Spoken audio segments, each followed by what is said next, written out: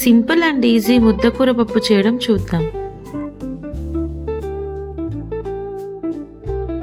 పెసరపప్పు, శనగపప్పు కడిగి పెట్టుకొని అందులో కడిగిన పాలకూర, కట్ చేసుకున్న ఉల్లిపాయలు వేసుకోవాలి.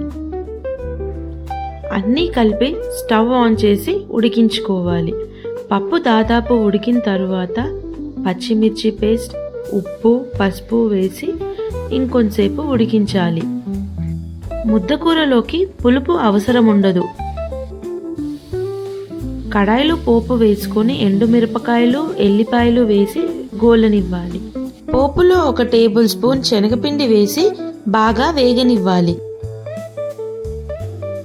ముందుగానే ఉడికించుకున్న పప్పుని అందులో వేసి బాగా కలపాలి.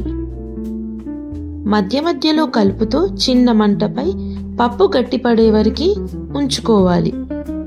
ఈ ముద్దకూర రైస్లోకే కాకుండా చపాతీలోకి, జొన్న రొట్టెలోకి కూడా బాగుంటుంది.